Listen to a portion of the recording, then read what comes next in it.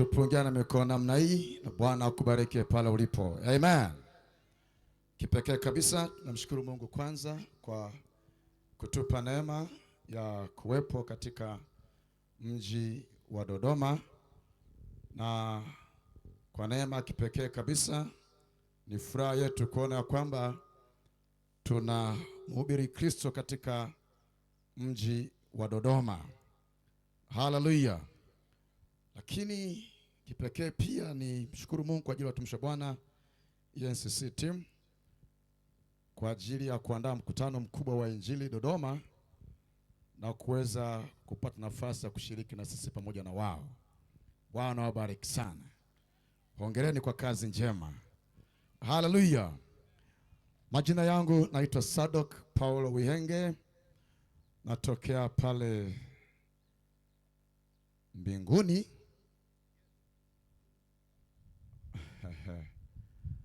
Nikaungwa pale Tanga na nikasambazwa hapa Dodoma.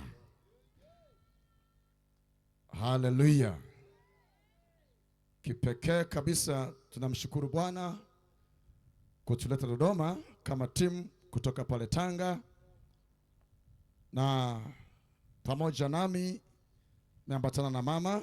Mama, pungia makutano kwa salamu ya mkono. Lakini pia timu yote ya media pamoja na fundi mitambo na watendakazi wengine wote pote walipo, inua mkono wako juu pata kusalimia makutano.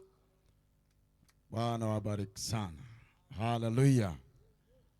Kwa kipekee kabisa kwa niaba ya timu tumejisikia vizuri kuweko hapa na kupata huduma nzuri. Mungu abariki sana.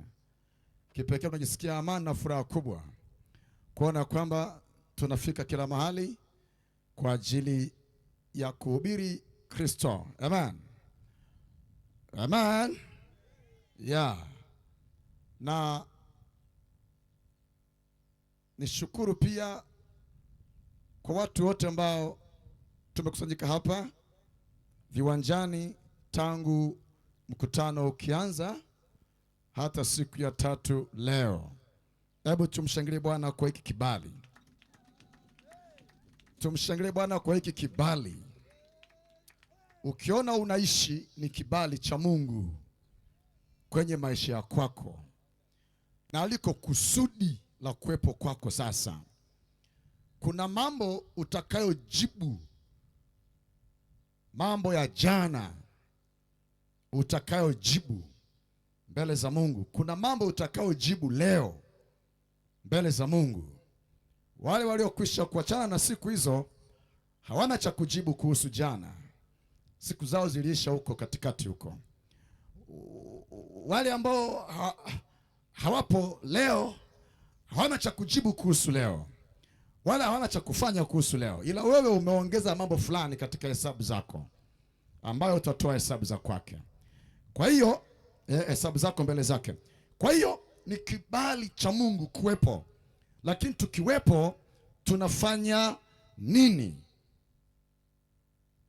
Bwana akubariki kwa uwepo wako. Sasa unapaswa kujua cha kufanya nini ukiweko duniani. Amen. Bwana wabariki wote ambao sauti nafika kwao kutoka viwanjani. Ni neema ya Mungu pia masikio yako kusikia kitu. Ni neema ya Mungu wewe kupata kusikia, kwa masikio yako mafunguka yanasikia. Na mambo yote kwa mwanadamu, masuala ya kiroho huanzia katika kusikia kwako. Sasa nini unasikia kingekuwa na matokeo gani, au na matokeo gani, madhara ama faida gani kwa kile ambacho unakisikia? Lakini hongera wewe ambaye leo unasikia maneno ya Mungu ndani ya wiki hii nzima. Nitoe shukrani zangu nyingi kwako na kukupongeza unaposikia popote ulipo, nyumbani kwako, karibu na viwanja ama mbali, pale sauti inakufikia. Fungua masikio yako vizuri uweze kusikia kile ambacho Mungu amekileta kutoka mbali kukufikia hapa. Haleluya. Watu wa Mungu tumshangilie Bwana vizuri. Watu wa Mungu tumshangilie Mungu vizuri. Najua tunapomshangilia Mungu hatumshangilii kama washabiki fulani au kama watu tu wanafuata mkumbo. Hapana, tunajua huyu Mungu anastahili na tunajua nini amefanya kwenye maisha kwetu, kwa sababu hata tukimwimbia Mungu bao tumeelekezwa tumwimbie Mungu kwa kadiri ya wema wake, kwa kadiri ya uzuri wake, kwa kadiri ya matendo yake. Yani kuna makadirio tuyakadirie ya Mungu kwetu.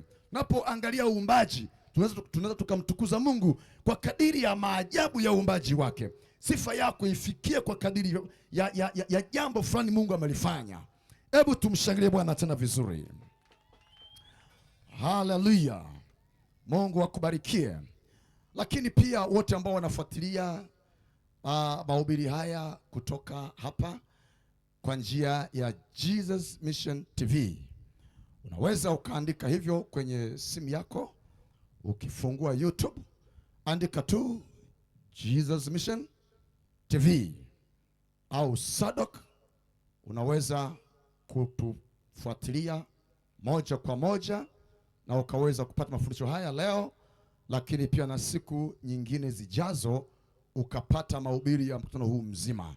Hebu tumshangilie Bwana kwa ajili hayo. Kwa wewe ambao umetuni sasa, Bwana kubariki sana. Wewe ambao utaketuni baadaye, Bwana kubariki sana. Baraka za Bwana ziko huko. Haleluya. Utakutana na neema ya Mungu na mkono wa Bwana mahali pale. Amen. Tumshangilie Bwana kwa ajili ya jukwaa hilo nalo. Maana wengi watafunguliwa, wengi wataponywa, wengi watabarikiwa, na tumekuwa tukiona hayo na tukishuhudia hayo. Hebu tumshangilie Bwana kwa ajili ya kazi yake inayofika mbali duniani. Amen. Na Mungu wetu ni mponyaji. Hello. Hello. Mungu wetu ni mponyaji. Popote ulipo utaponywa leo. Amen, amen. Kama ambavyo umekuwa ukiponywa juzi, jana, leo utaponywa popote ulipo. Kama ni mgonjwa, uwezi kitandani, umelala, sikia vizuri, uponyaji wa Mungu umekuja hapo tayari. Kwa sauti hii, nguvu za Mungu ziko hapo kwako. Mshangilie Bwana Mungu tena, kwa sababu anafanya mambo ya ajabu sana kuliko unavyowaza. Haleluya. Haleluya.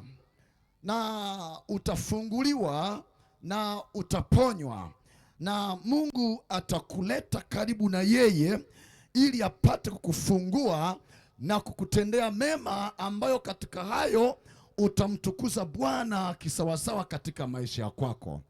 Haleluya. Na nitakuwepo kwa siku 2 hivi kuanzia sasa, lakini mambo ya msingi uyazingatie kutoka sasa. Nitakwenda kwa namna ya kufundisha, na ninapenda sana kukujuza, akili zako zinapaswa kujua. Hivyo nitakwenda kwa mtindo huo, na unisikie kwa umakini, kwa sababu katika kusikia kwako ndiko kuna kufanya imani kuumbika ndani ya kwako. Na unasikia nini? Neno la Kristo. Haleluya. Mtu usijaokoka hivi hivi hapa nilipo, lakini nilisikia kwanza. Kwa hiyo nini unasikia kitakupeleka mahali. Hata wale wanaokwenda kwa shetani na nao pia wamehubiriwa kwa namna fulani, walisikia maneno ya aina fulani, walisikia ushawishi wa aina fulani, wakiwa na hiki na kile, waliambiwa jambo ndio wakafuata. Hata wewe unayefuata miungu leo na mizimu, haikuja hivi vitu. Ulisikia kwa wazazi wako kwamba mambo haya ni 1 2 3, ukajenga imani hiyo na ukajikuta umekuwa mfuasi wa mizimu, mfuasi wa shetani, mfuasi wa hiki ama kile, ndio kwa kusikia. Kwa hiyo tunasikia nini ni jambo la muhimu sana. Ni bora kusikia neno la Mungu, utakuwa na heri wewe. Watu fulani wamshangilie Bwana kwa neno la Bwana. Watu fulani wamshangilie Mungu kwa neno lake takatifu. Neno la Mungu liko na nguvu ya kukuumba upya na kukutengeneza kufanya kwa namna ya sura nyingine kabisa, mbali na ile ambayo uliharibiwa hapo mwanzoni. Mungu akubariki wewe ambaye unasikia. Naamini katika kusikia neno la Mungu kunapelekea kuumbika neema ya Mungu katika maisha kwako, mpaka nafika hatua unasema sasa, ninaamini Hatuamini tu hivi hivi, tunaamini kutokana na tumesikia nini. Lakini imani inapelekea kuchukua utendaji wa aina fulani. Ndiyo, hii yote inarifaa ulisikia nini, umechukua hatua gani. Kusikia kwako neno la Mungu kukuletea uzima na wokovu na uponyaji popote ulipo. Watu tumshangilie Bwana Mungu ali hai. Popote ulipo, nyumbani kwako mshangilie Bwana. Unayefuatilia media mshangilie Bwana.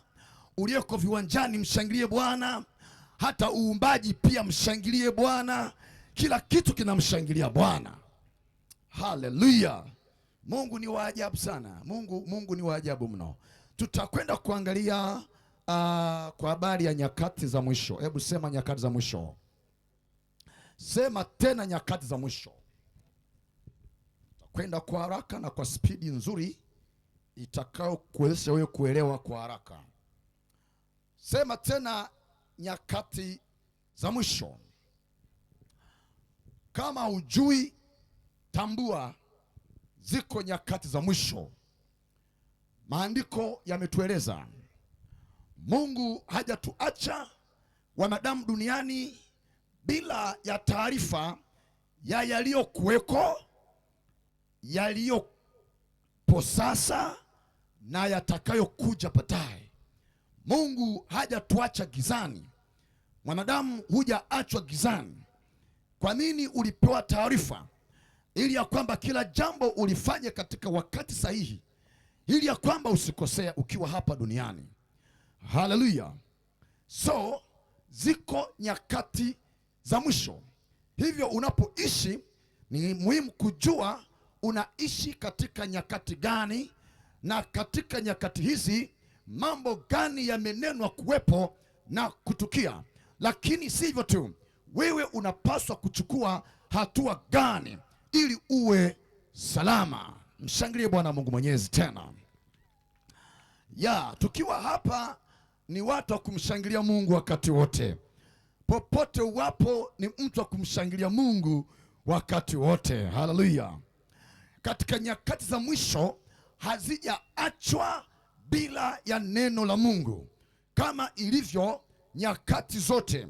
Yesu akasema maneno haya, mwanadamu huko duniani tangu vizazi kwa vizazi hata ishi kwa ndizi, kwa miogo. Huku mnakula vyakula gani zaidi huku? Mtama namna gani? Chakula kuu cha mji wenu. Hatutaishi kwa mkate tu, bali mwanadamu ataishi kwa kila neno linalotoka katika kinywa cha Mungu. Kwa hiyo kuishi kwako ili ustawi sio tu sembe. No. Kuna neno la Mungu. Haleluya. Unajua mwili wetu hauhitaji damu tu na maji pia unataka, lakini unataka na oxygen, lakini unataka na ugali pia, lakini na mambo mengi mwili wako unataka ili uweze kuwa salama. Tukikosa hivyo, wewe kama nitaishi tu kwa maji. Hapana.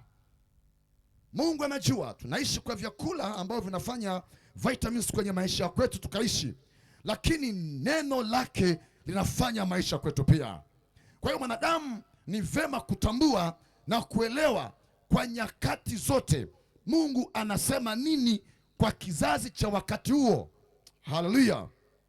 Ni muhimu akili yako ifunguke. Unajua hatuamini tu Yesu kama watu fulani wasioelewa. Ndio maana tumemwamini tunayemjua. Tulimjuaje? Tulimsikia, tumejifunza, tumeelewa. Haleluya. Huwezi kuwa strong enough, huwezi kuwa imara na misingi iliyo bora. Yesu akasema hivi, mpumbavu akatoa mfano akasema, leo nataka niwafundishe kwa habari ya mjenzi mpumbavu na mjenzi mwenye akili.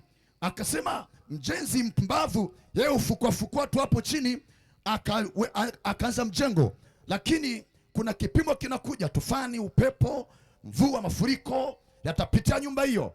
Nyumba iliyojengwa tu kwa itifutifu, ni dakika sekunde chache tu kibanda kimeanguka. Lakini mjenzi mwenye akili yeye uchimba chini sana, akapata mwamba, akasimamisha mjengo kuanzia pale. Halafu baadaye kuna kuja kimbunga, kuna kuja tufani, kuna kuja mafuriko. Mafuriko yakija, Yesu anasema kwamba hayawezi kutikisa ile nyumba, itakuwa salama. Halafu akasema hasa hapa ni hivi, mjenzi mpumbavu ni yule anayesikia maneno yangu halafu wala hafuatilii, hana mpango na hizo habari, yupo tu hapo namna ile. Lakini mwenye akili ni yeye anayesikia maneno yangu na kuyatenda. Haleluya, haleluya, nasema tena haleluya. Kwa hiyo unasikia neno, ndio unaweza kuwa strong.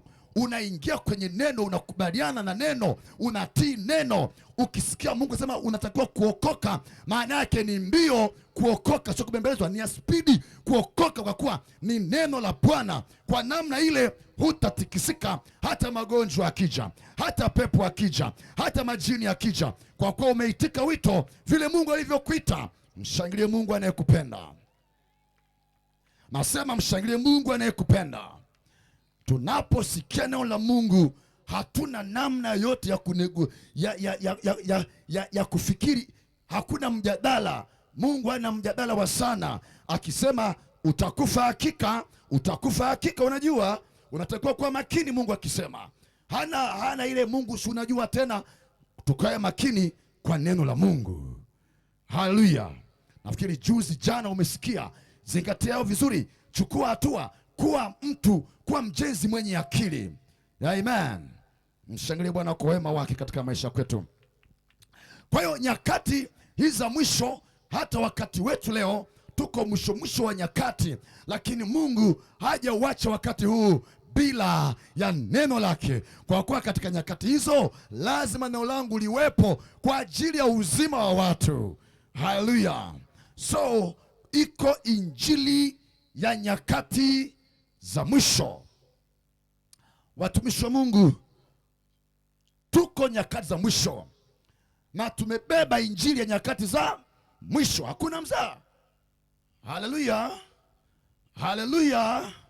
Hatuna muda mwingi wa kuhubiri. Hivyo unavyosikia nyakati kama hizi, furahi wewe, kwa kuwa kitabu cha Amos kinasema 8:11 na kuendelea, ya kwamba siku zinakuja lakini ambazo kutakuwa na njaa isiyo ya kawaida. Hiyo njaa si njaa ya kukosa ugali kama hivyo ulivyo utakuta madukani kibao. Si njaa ya kukosa maji yatakuwa mengi tu, mvua kama kawaida. Lakini hiyo njaa ni ya kukosa kuyasikia maneno ya Mungu. Injili kama hii mwisho wake unafika. Hapo ndipo watu watazinduka akili zao, watakimbia magharibi kwenda mashariki, kwenda kaskazini, wakitafuta. Watavuka bahari, hata bahari ng'ambo nyingine, kutafuta kuyasikia maneno ya Mungu. Hawatayakuta. Leo unaona kama jambo la kawaida. Nataka nikwambie injili hii sio nyepesi, sio rahisi. Mambo kama haya vile unafikiri yana thamani nyingi. Baadaye yakikosekana, ndipo kibandani kwako hakutakalika tena. Utatafuta wahubiri wako wapi? Wale wanaoombeaga wako wapi? Wanaohubiri wokovu wako wapi? Utakimbia, utasafiri kutoka labda Dar es Salaam kule labda kidogo mjini, mambo mengi hutakuta. Hey. Usicheze na mambo haya wakati wa sasa. Changamka. Haleluya. Nasema haleluya. Changamka mwanadamu. Umeumbwa na akili, tumia akili zako vizuri. Jua nyakati na majira. Usilewe na mambo na nakshi ya ulimwengu. Never. Tuna mifano ya kutosha katika jamii zetu. Leo upo wewe, wako walioishi leo hawapo. Maarufu wazuri, wapenzi wetu, wapendwa wetu, hawapo. Sio hawapo. Wameishi kama mimi, kama wewe, wakala, wakatumia fahari zote. By the way, now hawapo. How about me and you? Unajivuna nini sasa? Kwa kipi? Ni wakati upige magoti yako kwa Mungu, tubu dhambi zako sawa, rejea kwa Mungu vizuri wakati huu, ili uwe salama wakati unaokuja. Haleluya. Haleluya. Utamu unaoona sasa hautaendelea, pengine utakutana na kilio cha milele na milele. Starehe ya leo bila shaka ndio mwisho, hutakuwa nayo tena. Baadaye kutakuwa na kilio na kusaga meno. Rekebisha maisha yako kabla ya siku hizo. Haleluya, nasema haleluya, watoto wa Bwana. Okay, so nyakati ni ngumu za mwisho. Mungu hajaziacha nyakati hizi bila ya neno la Mungu. Ukiwa umeokoka, zingatia wokovu wako, kwa kuwa hiyo ndio sera ya mbinguni. Na Yesu yuko duniani hata sasa, alisema siendi huko, niko pamoja na ninyi wahubiri, akina Mwaitera, akina Sadok, akina nani wengine hapa, niko na ninyi huko mpaka mwisho wa nyakati, nikifanya kazi ya kuokoa. Wokovu ndio sera ya mbinguni. Uliokoka kaa sawa sawa, acha kurukaruka, acha mbwembwe zingine zenye kuchanganya duniani, acha, nyoka vizuri. Kuna wengine watajuta kwa nini waliacha wokovu wao, kwa nini walizembea baada ya kuokoka, watajuta. Isiwe sisi miongoni mwetu hapa. Haleluya. Isiwe wewe unayefuatilia, isiwe wewe kabisa. Kataa hiyo habari. Okoka, kaa sawa, nyoka na Mungu Mwenyezi. Siku mbaya zinakuja, lakini ukitii, tuna uzima wa milele baada ya hapa. Tumshangilie Bwana Mungu tena vizuri. Thank you very much. Now, sema Yesu. Sema wote Yesu, nisaidie mimi kuelewa vizuri kitabu kile cha Isaya sura ya 24 mstari wa 19 na mstari wa 20. Nataka tuangalie kitu pale. Siku za mwisho. Hii dunia ina masiku mengi. Leo tungehesabia miaka tunayoelewa baada ya Kristo, ndio miaka hiyo 2026 mpaka sasa. Lakini huko nyuma kulikuwa na miaka inayotoka juu inakuja chini. Kutoka hapa imeanza chini kwenda juu. Dunia ina mamiaka mingi. Wataalamu wa kuhesabia miaka na elimu zao wanakuambia ni miaka zaidi ya 6, wengine okay, miaka mingi, lakini masiku ni mengi. Lakini hayo masiku, ndugu yangu, yanahesabika, na mwisho wa siku za dunia unakuja. Kwa hiyo kuna siku za mwisho, kitu ambacho nitaongea leo, siku za mwisho. Lakini kuna siku ya mwisho nitaongea kesho kwa ufupi sana. So lazima uwe makini kujua kwamba dunia unayoishi si ya milele, ina mwisho wa kwake, itaisha. Hata tungeipamba, tukaijenga, tukaifanya kwa namna, tukaipa uzuri wote, is okay, lakini mwisho wake upo. Kunjwa kama karatasi, na mwanadamu aliyefanya uzembe vivyo hivyo, baada ya hapo ni kutupwa katika moto. Tukisema moto, watu wangesema mambo haya yanazungumzia moto. Ni moto, Mungu ametupa taarifa. Kuna wengine wangepuuzia taarifa za Mungu. Kuna moto, kwani vipi? Wangepuuzia taarifa za Mungu. Lakini kitabu hiki kimebeba taarifa. Ukisikia kimenena kwa habari ya adhabu na jehanamu, ujue ndivyo hivyo. Sijui kama Adam baba yetu sijui aliwaza vipi, sijui. Labda Mungu alivyosema kwamba ukila hakika utafanya nini? Utakufa. Sijui aliwaza vipi, labda pale Mungu labda ameongea tu, labda sijui namna gani. Ngoja nitesti nione. Mimi sina mjadala, nikisema ndivyo inakuwa. Neno langu aligeuki nyuma. Haleluya.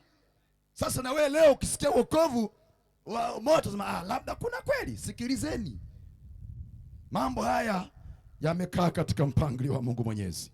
Isaya sura ya 24 mstari wa 19 na wa 20.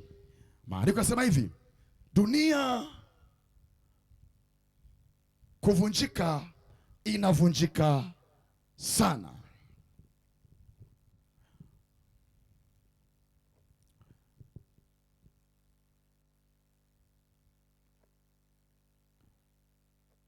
dunia kupasuka, imepasuka sana.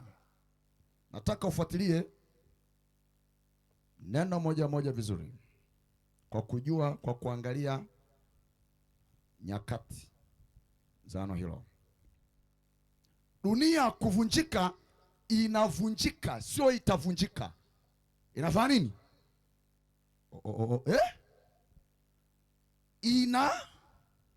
Manake hii ni present continuous tense, ni hali iliyopo ya kuendelea.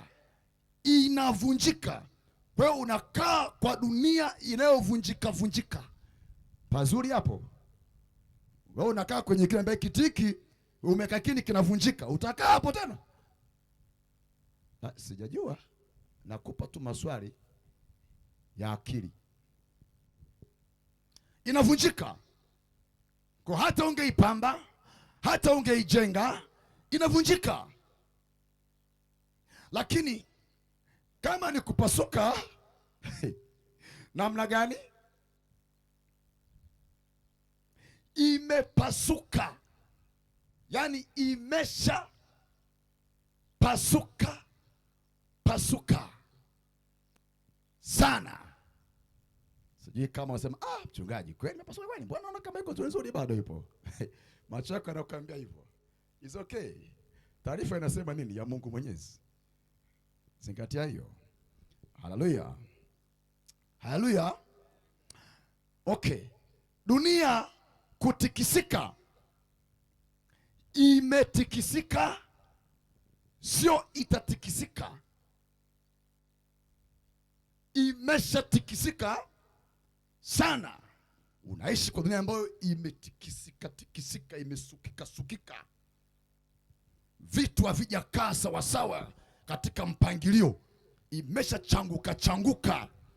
Leo unaumbaumba kikaa hiki, kikaa hivi, kikae namna gani? Imesha. Kwa jua, tambua dunia unayoishi, chombo unachokikalia ni cha namna gani, na then uchukue hatua au utendaji unaokupasa. Haleluya. Mstari wa 20. Dunia inalewalewa kama mlevi. Present continuous tense. Inalewa till now. Imeshalewa, inayumba, itakuangukia. Unatembea kwa mgongo wa anayelewalewa. Sasa sijui kama unakwaje hapo juu. Ndio maana mambo yanakuwa zigzaga. Leo baridi, kesho hiki, kesho kile, havieleweki. Ndoa hazieleweki, familia hazieleweki. Mume haeleweki. Leo vile mke haeleweki, kesho hivi watoto haeleweki. Hivyo vile mambo hayo, mambo yale, serikali na tawala za dunia haziele. Kwani hamwelewi? Hazieleweki. Mungu abariki ninyi kwa taifa lenu kama kunaeleweka. Na nisikia vizuri kabisa kabisa kabisa.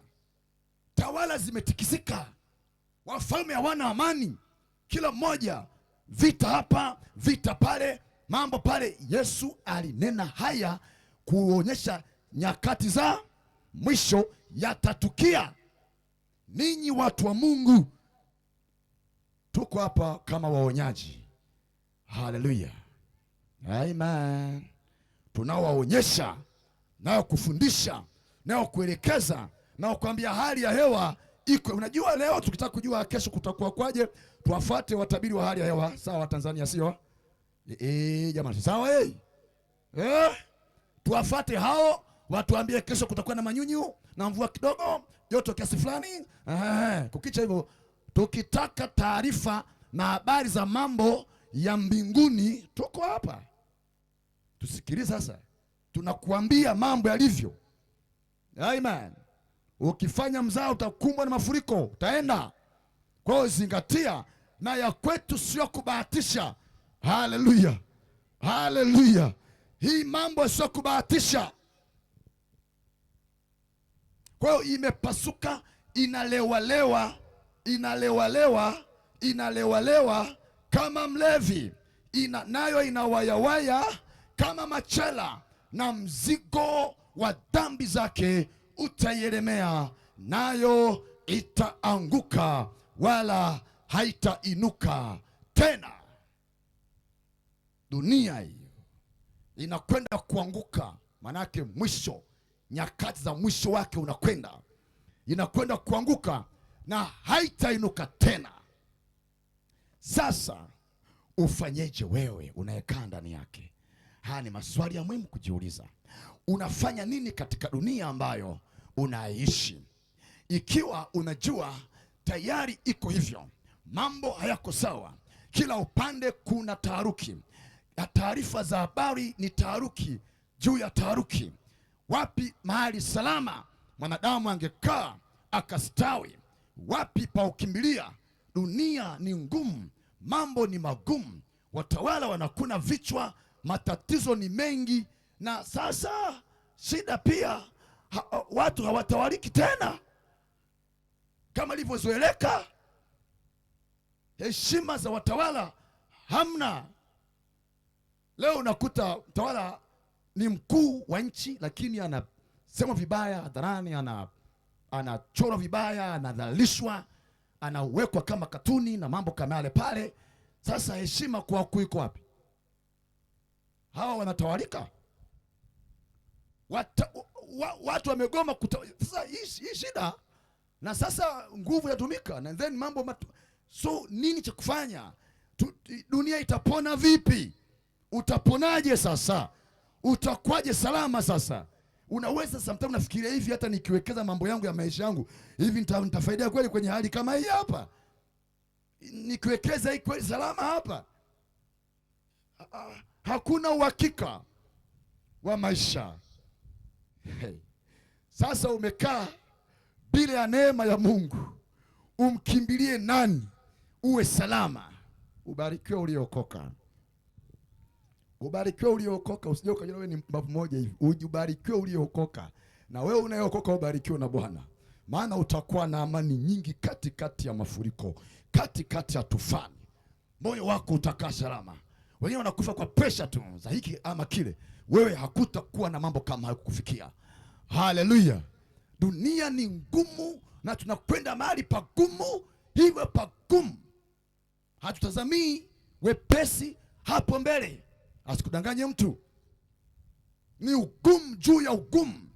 Tusipokuwa na Mungu, usipokuwa na Mungu hawezi kuwa salama. Shukuru, habari njema zimefika kwako. Unaweza ukafanya maamuzi sawa, ukamkabidhi Mungu maisha yako, akuongoze katika nyakati ngumu mbaya za mwisho, utoke salama kwenye wakati kama huo. Haleluya! Ninawaambia kweli, kanisa, yamkini upendo wa wengi utapoa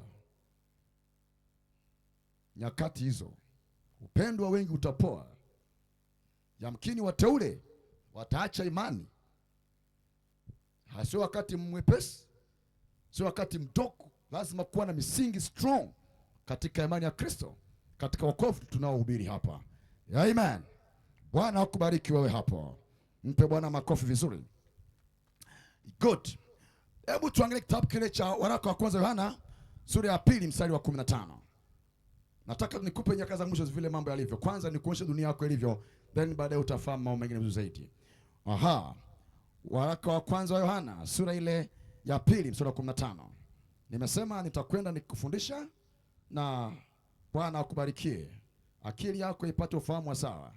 Then utaweza kufanya maamuzi mazuri. Hauji tu kwa Yesu kwa mikiki na bila ya kuwa na misingi sawa sawa katika ufahamu wako. Sura ya 2 mstari wa 15 mpaka 17 kwa waraka. Msipende dunia wala mambo yaliyomo katika dunia. Mtu akipenda dunia, kumpenda Baba hakumo ndani ya kwake. Ni muhimu kusikia mambo vizuri katika masikio kwetu. Haleluya. Msipende nini? Nini? Dunia. Dunia nzuri, tunaipenda. It's okay. Msipende dunia. Aha.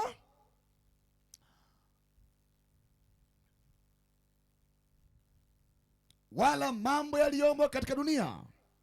Mtu akiipenda dunia, kumpenda Baba, kumpenda Mungu hakumo ndani yake. Kupenda dunia ni uadui fulani ambao unautengeneza, ni namna fulani inafanyika, inaondoa hali ya kumpenda Mungu.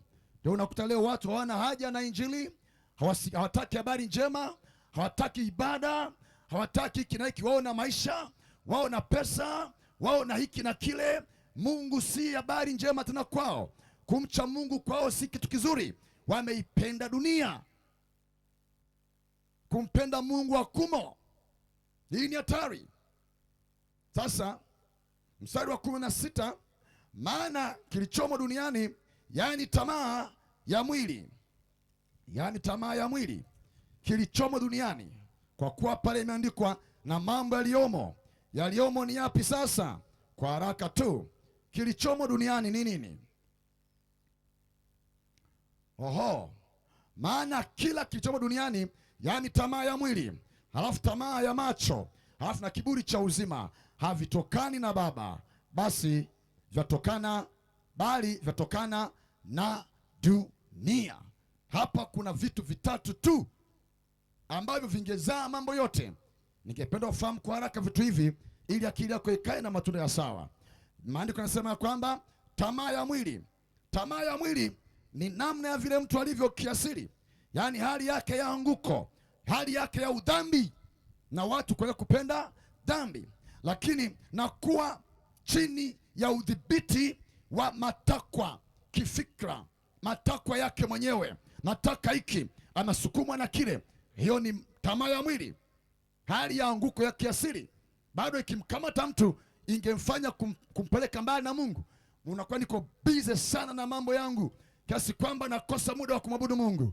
Aha, inakutenga mbali na Mungu. Matakwa yako mwenyewe. Leo hii kumekuwa na tamaa kubwa ya kutaka utajiri na mambo kama hayo. Hivyo mambo ni mabaya. Watu wangefanya vibaya, wangeroga wengine, lakini wangeua watoto wao, wazazi wao, wangejiunga na vikundi vya ajabu ajabu, lakini wangejiunga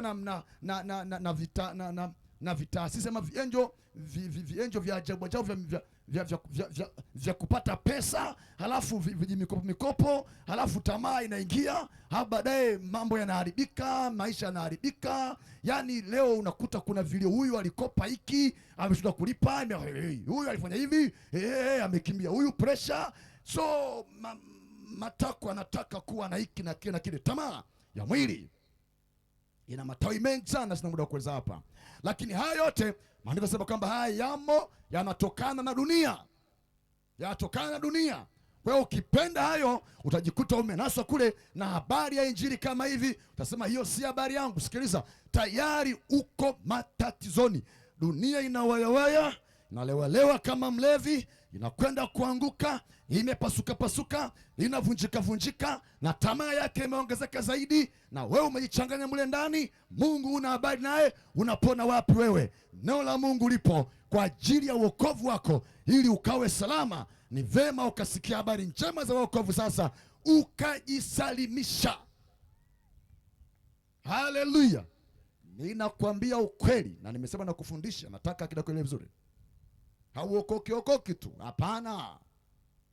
Akili yako ile sasa, na nisikia vizuri pale duniani. Halo. Lakini tamaa ya macho, tamaa huja kwa kile macho yanaona. Tamaa ya macho, nimeona hiki, sasa hiki nataka. Macho baadaye inakupelekea sasa hiki nifanye nini ili nipate hii. So akili inakuja, fanya hiki, fanya kile, fanya hicho, fanya kile. Unajikuta unafanya mambo yasiyofaa, lakini tamaa ya macho. Macho yako yanaona nini? Yanaona nini? Yanaingiza akilini nini? Macho ni mlango wa akili zako. Unachokiona kinapigwa picha kwenye ubongo wako, kinakaa. ni mlango wa kuingiza taarifa na mambo kukaa macho yako. So unaona nini wewe?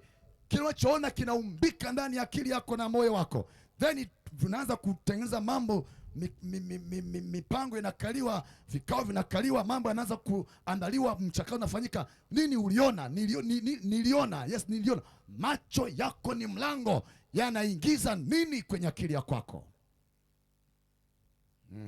Tunaona mengi leo, unaona vingi leo, na ndio maharibiko ya hapo yanatokea.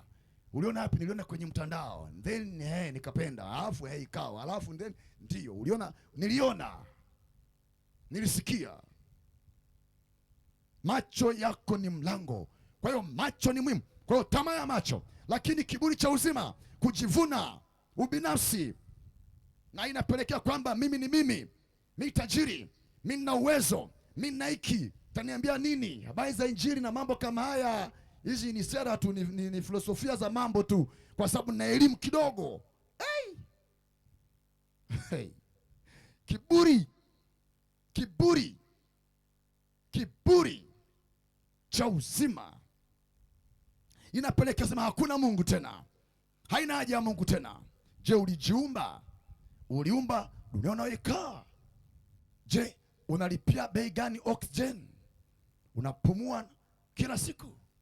Tukikulipisha zile za pale hospitali, mtu wa Mungu, ni shida nyingine. Ungelipa mabilioni mangapi kwa siku? Mtungi mmoja tumekuvisha hapo, utembe nao, una expire baada ya wiki moja, ukaongeza bili tena. Tungelipa bili bei gani? Je, Mungu hayupo? Je, Mungu haabudiwi?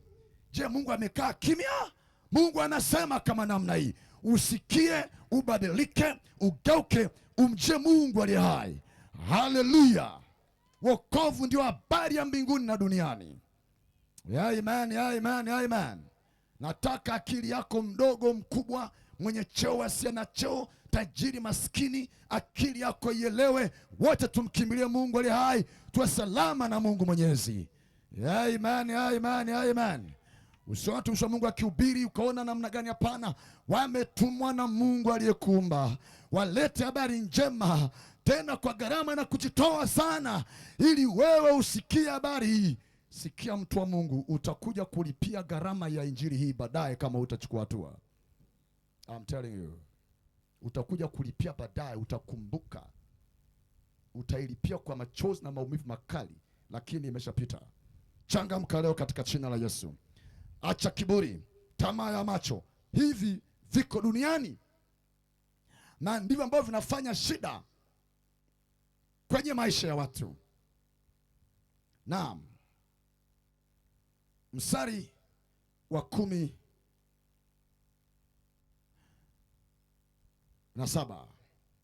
Na dunia inapita pamoja na tamaa zake, bali yeye afanyaye mapenzi ya Mungu adumu hata milele.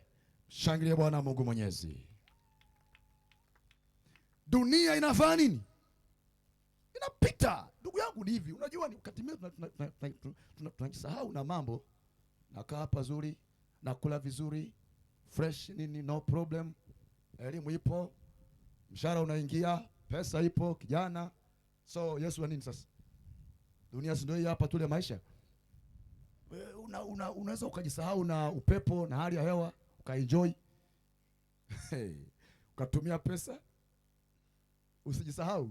Dunia inapita. Amen.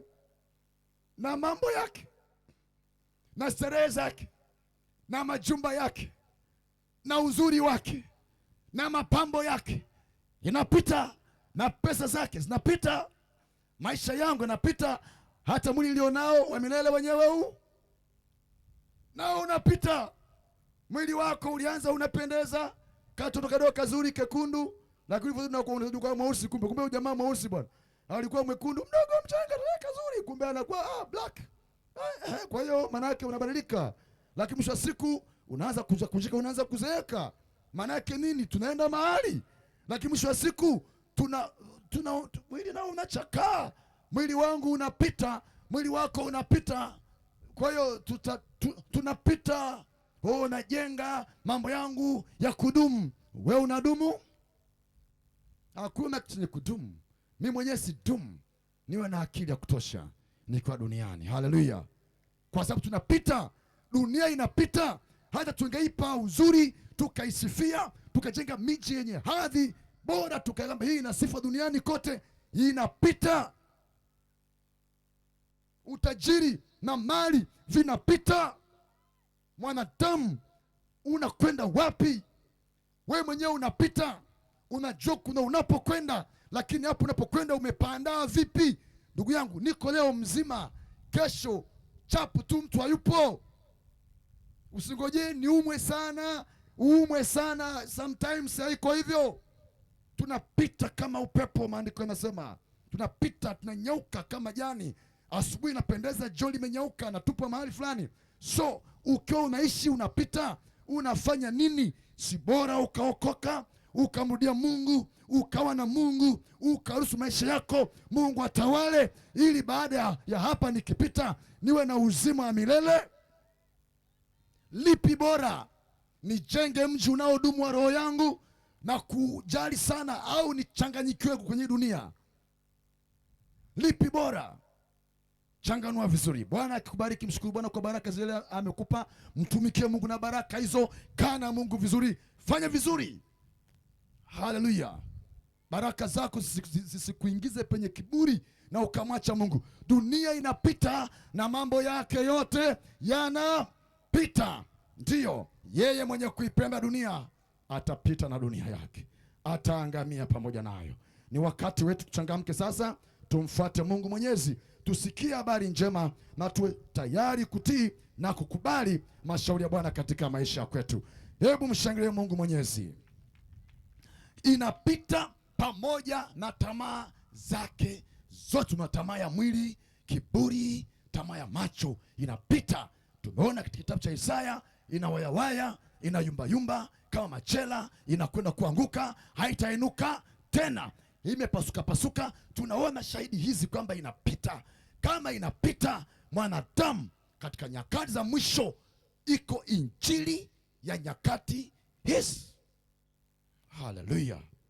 Sikia habari njema, mshangilie Bwana Mungu vizuri. Sasa hebu tuangalie kidogo kwa habari ya nyakati za mwisho. Sasa nyakati, nimesema kuna nyakati za mwisho, lakini kuna siku ya mwisho. Leo nataka tuangalie habari nyakati. Nyakati ni masiku mengi, ni kipindi cha kutosha.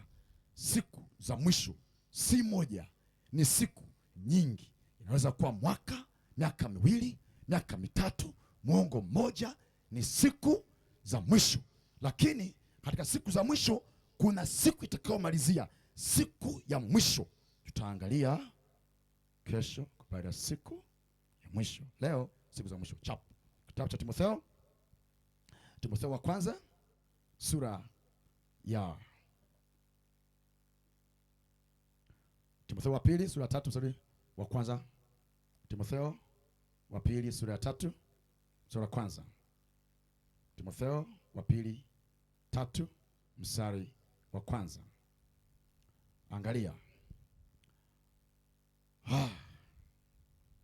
Nahitaji ufahamu.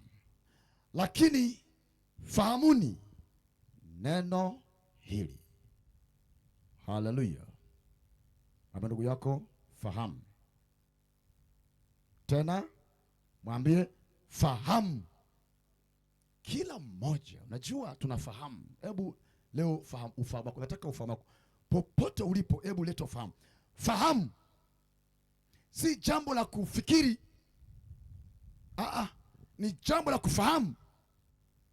Akili yako ifahamu, akili yako ipate understanding. Iwe msomi ama si msomi, fahamu jambo hili, ya kwamba siku za mwisho kutakuwako nyakati za hatari.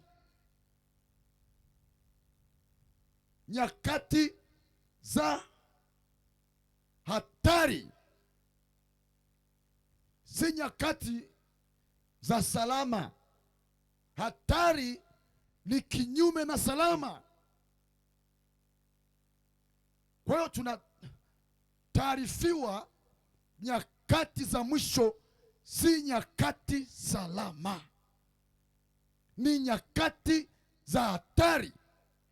Kwa hiyo mwanadamu, fanya maendeleo yako katika nyakati za hatari.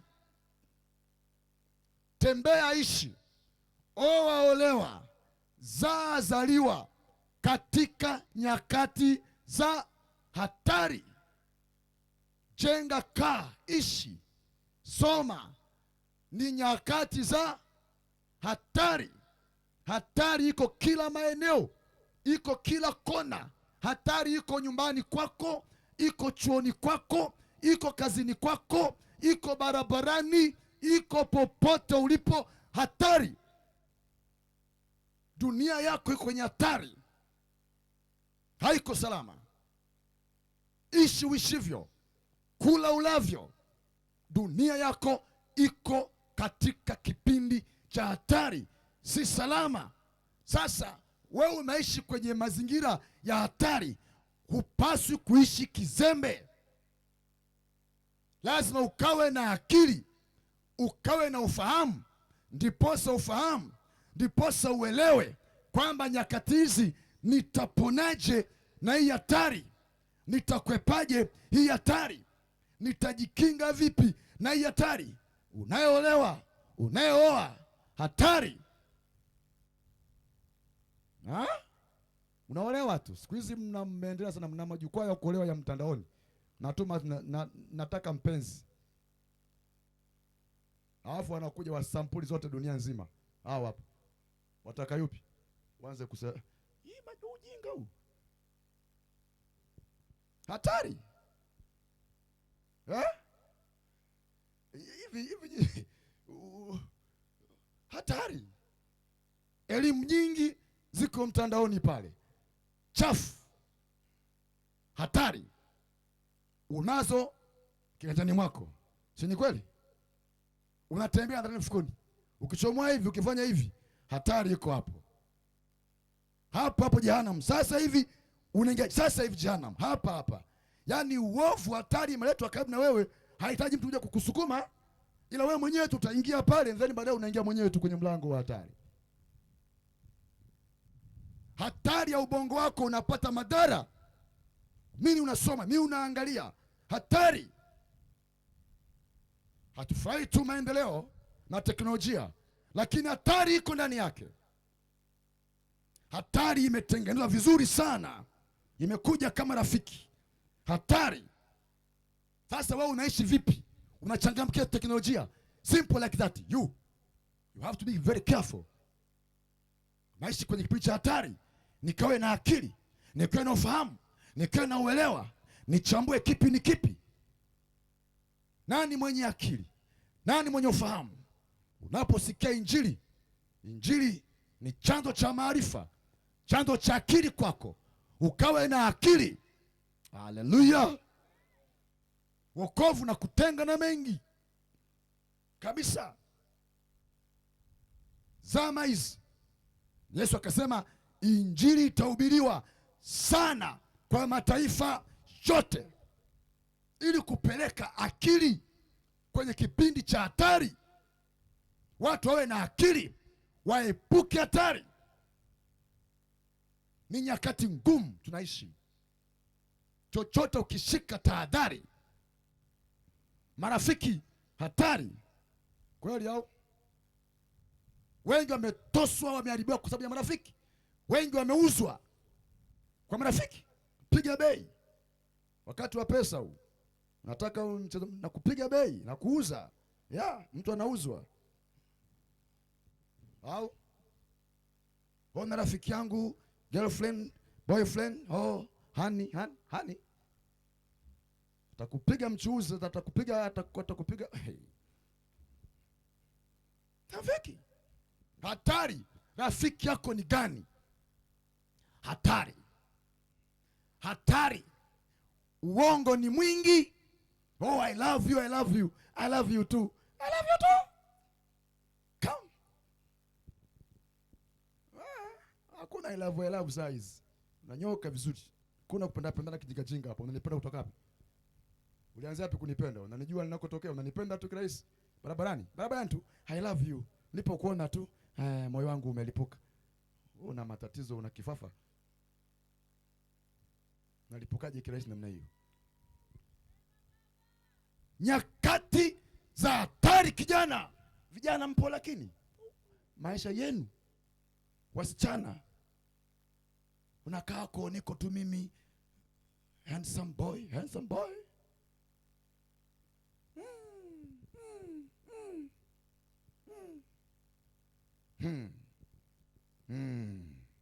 Sio kama unanisikia, lakini huku duniani huko au mmehama, mpo bado? Hai hatari. So tungefurahi, yes, but we have to be very careful. Injili hii inakukumbusha mambo mengi. Changamsha roho yako chap chap. Jua nyakati hatari, ponya roho yako. Ponya. Hii ni kampeni ya shetani kuwapata watu jehanamu. Mambo yote tunayoona haya, ujanja ulioko leo, ni kampeni. Ndani yake kuna mambo ya ajabu yanakuja kama rangi nzuri hapo, good stuff ya haya, ili mjinga naswe pale. Kwani unaona shetani akaja na alivyo anakuja amejipamba vizuri kama malaika toka mbinguni na lugha ya mbinguni. Haleluya, amen. Yaani malaika huyu hapa amenitokea leo. Na unaakiliza malaika wako leo wachora pande huyu. Haji ovyo ovyo, anakuja kistaarabu, anakuja vizuri, anakuja sawa sawa. Lazima kuweko na akili na maarifa ya kuelewa mambo yalivyo, ili wewe ujikinge, ujitenge, uwe salama na hatari. Hatuna vijana leo watakaofikia uzee wa kina babu na mkongojo hivi. Wasa hivyo tunavaa swali kwenye matako. Babu wa vipi, na atakuwaje kwanza, hata step yake atakapokuwa anatembea wakati huo. Kama leo sasa kutembea hivi, kijana atembea hivi sasa hivi, akiwa babu atatembeaje? Atatamba? Kwisha habari, hamna watu. Vijana nakula mji, nakula nchi. Unaliwa, sio unakula wewe, unaliwa. Changamka. Shetani ameweka mitego na mambo ya ajabu kukunasa wewe, anakuletea vitu kama vitamu kukunasa. Ukawe makini katika jina la Yesu. Kijana uokoke kwa jina la Yesu. Baba uokoke kwa jina la Yesu. Nyakati kama maisha, hata wazee hawataki kuwa wazee. Sasa wataka waje? Mzee anataka kuwa kama kijana, hataki kuwa mzee tena. Sasa ona mambo yameharibika. Mzee hataki kuwa mzee, kijana sasa hii imepasuka. Si unajua sasa? Inalewa haieleweki na kwenda kushoto kulia, yani zigzag. Changamkeni watu wa Mungu. Amen. Changamkeni kuokoka chap.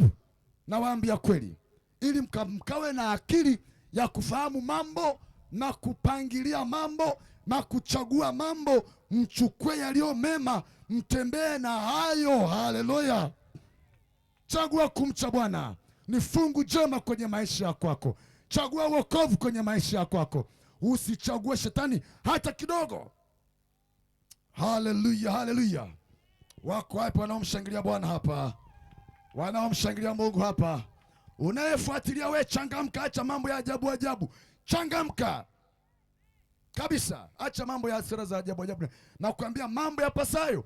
Dunia yako haipo size, imeshapasuka, inalewa. Wewe unakaa huko ndani na wewe umekuwa mlevi. Ukijichanganya mule na wewe umekuwa mlevi, utawayawaya, utalewalewa, utamachela, utaanguka nayo, hautainuka tena. Wokovu ndio sera.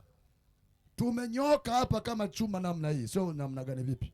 Because of gospel. Amen. Hivi tu kirahisi. Saa ngapi?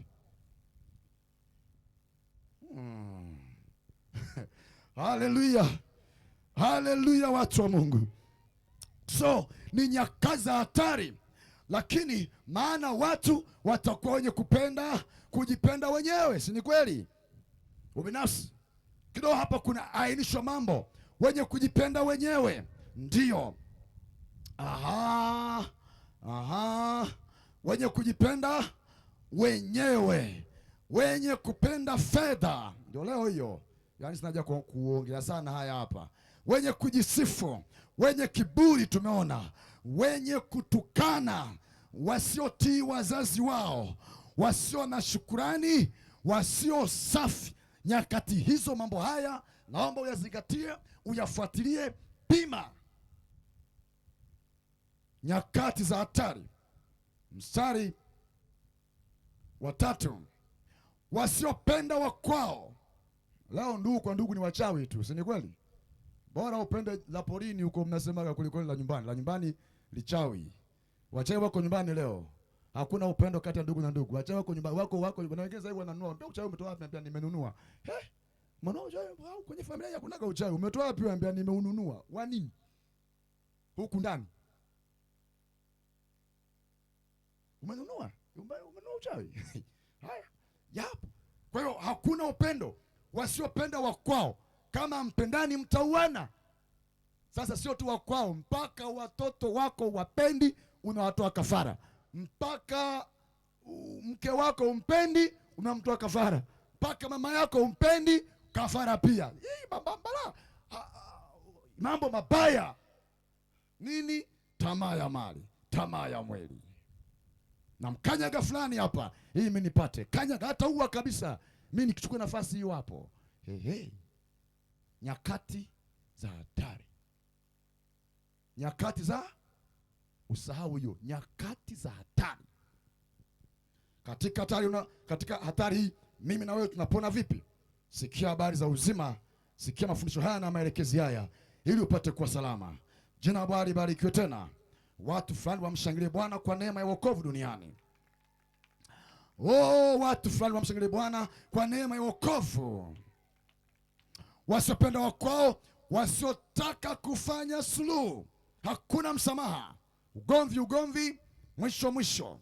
Ndugu kwa ndugu, hakuna kuombana msamaha. Ndugu, nimekosea. Hapana. Na kaza hapo, utajua mwenyewe, utajua mwenyewe. Ndugu zangu, hii mambo mbaya. Magomvi, sio? Mipasuko. Baada ya hapo uhasama. Baada ya hapo mbali. Ni mbingu gani tungeingia? Leo mipasuko kwa kila upande. Kwa dunia mipasuko, kwa taasisi na jamii mipasuko, mpaka kwenye familia mipasuko. Au kila kona kumepasuka. Hakuna tawi la salama. Mungu akitawala sana tutapona. Mungu akitawala mioyo yetu Mungu akitawala mioyo, tukimpa Mungu mioyo yetu tutapona. Nchi itapona, familia zitapona, ndoa zitapona, kanisa litapona, watu wote watapona. Wokovu wa kweli maishani mwetu. Wasiotaka kufanya suluhu, wasingiziaji, na uwa wengine bila sababu yote, umesingizia jambo. Wasiojizuia, wao ni hovyo, vurugu tu. No self control. Wasiojizuia, wakali. Niambia usiniambie, najua mimi mwenyewe kila kitu. Unaniambia nini? Tena ukome kabisa, usiniambie tena. Ukome kuja kabisa hapa. Wakali. Nyakaza hatari. Wakali kama simba. Wakali. Huko kwenye ndoa. Wakali. Za kupigania chumbani, toka mpaka sebuleni. Wakali tu. Sebuleni mpaka barazani. Wanachapana tu. Wakali, kila mmoja mkali. Baadaye wako mtaani barabarani wamo tu. Wakali, baadaye mpaka mahakamani. Wakali. Nini? Mambo tu unajua. Wakali. Shida. Watu ndani moto, nje moto. Wakali. Nyakati za mwisho ni nyakati za hatari. Salama yako kumpa Yesu maisha yako, utakuwa salama. Haleluya. wokovu utakuwa salama. Neema ya wokovu utakuwa salama. Ninakwambia ukweli, imethibitishwa, na ndio maana tupo tunakufungua akili ili ujue cha kufanya, usalimike, ili ukifanya mambo yako, kama bado hujafanya, unayafanya katika salama. Huyu kiumbe anaitwa sikujua hata kutembelea. Ambia ningejua mwe nisingeolewa na huyu mtu. Sikujua, kumbe ni mchawi bwana. Nafikiri hata hivyo aliniloga mpaka nikampenda. Sasa afanyeje? Sinyakaza bwana kupiga kibwengo, unakimbia mwenyewe tu. I love you too. Tena kabisa nisipokuona yani nakufa. Unakufaje kirahisi hivyo? Kwa hiyo ulimwona tangu lini?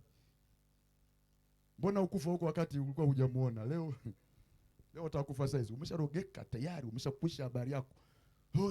Nashangaa kwa nini niliendaga kwake. Siku nilioga huyu mwanamke. Hakuna usalama. Salama yako pata Yesu. Atakuongoza.